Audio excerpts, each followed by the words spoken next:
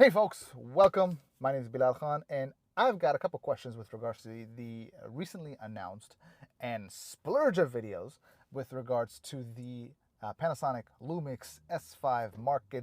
How well does the phase detect autofocus compatibility work with regards to something like an adapter from Sigma, i.e. the MC21? I know on the GH5 and stuff, you can actually turn off the IBIS to get rid of that wobble. It's not a problem.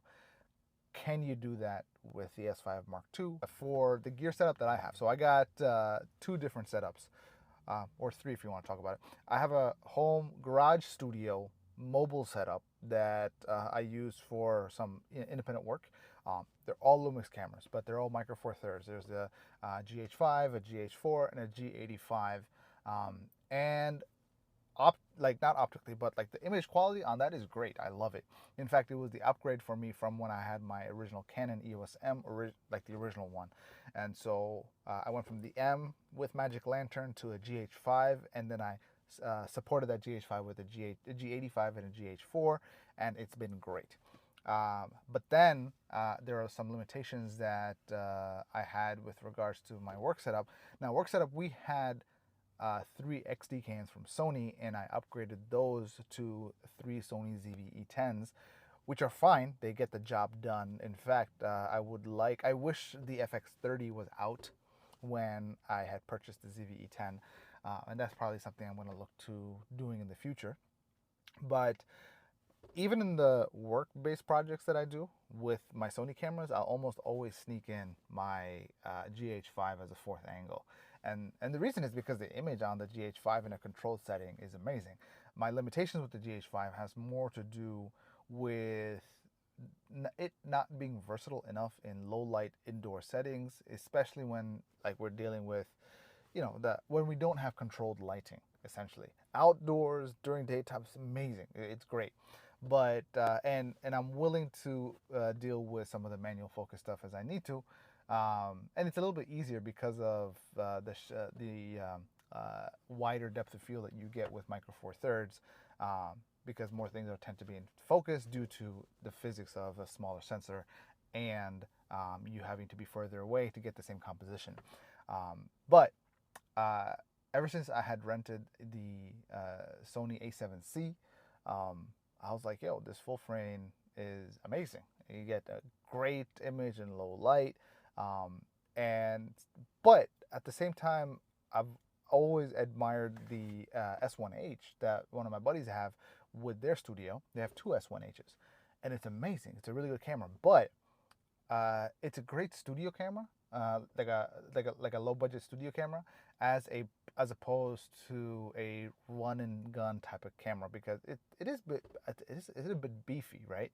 So the S5 is something that I've always had on my radar, but it's like I would really like to have a camera if I'm going to spend that much money. If I want to spend upwards of $1,500, close to $2,000 or more, I want to have reliable autofocus, right?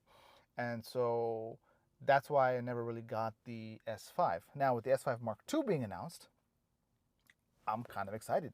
I mean, it's something that I'm really considering. But there's something that none of the YouTube folks have showcased. I think there's only one YouTuber from among the ones that were brought to Japan is Dustin Armstrong. So when he was there, he was trying out the Lumix lens, Panasonic lens, but he also tried out a Sigma lens.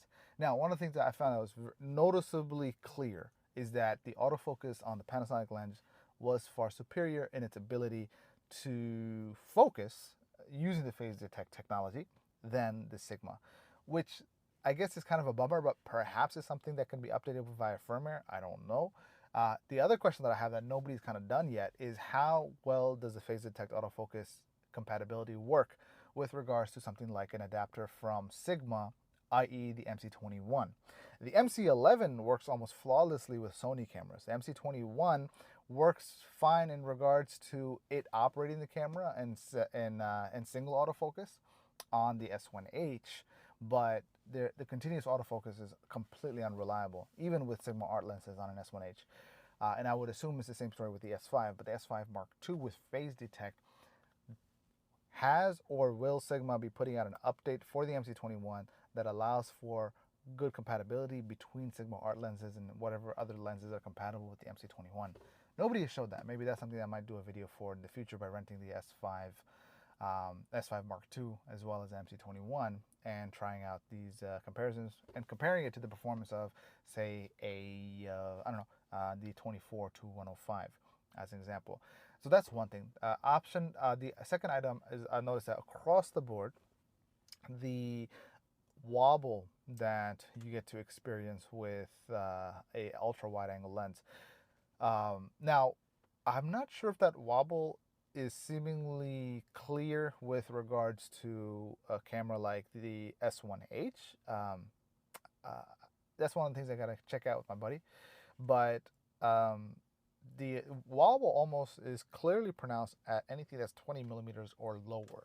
Now, this is not new, right? Even on something like a GH5 or a G85, if you use a speed booster with, say, the Tokina 11 to 16, and you bring that thing all the way down to like 12 millimeters, you will clearly see wobble. Now, 12 millimeters is almost like, yeah, it's 24 millimeters on full frame.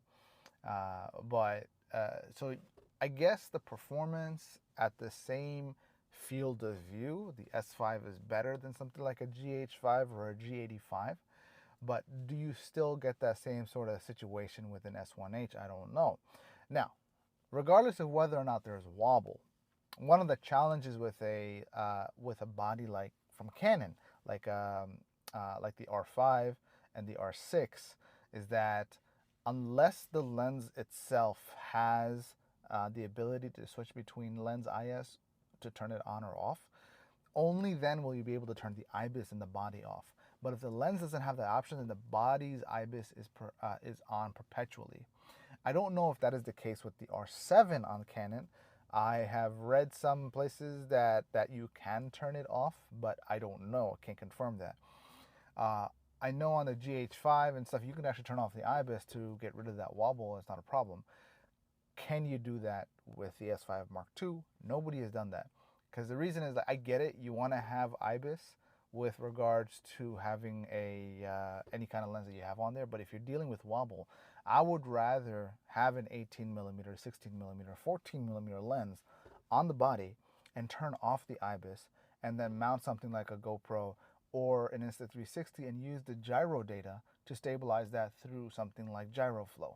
That's going to give me far better performance with regards to stabilization than the IBIS with regards to wobble. The downside is I have to turn the shutter speed up to eliminate any motion blur so I can get the stabilization done right in software.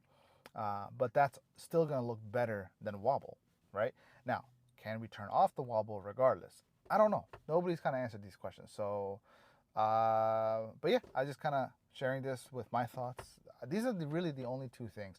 Outside of that, I feel like the S5 Mark II is an amazing camera.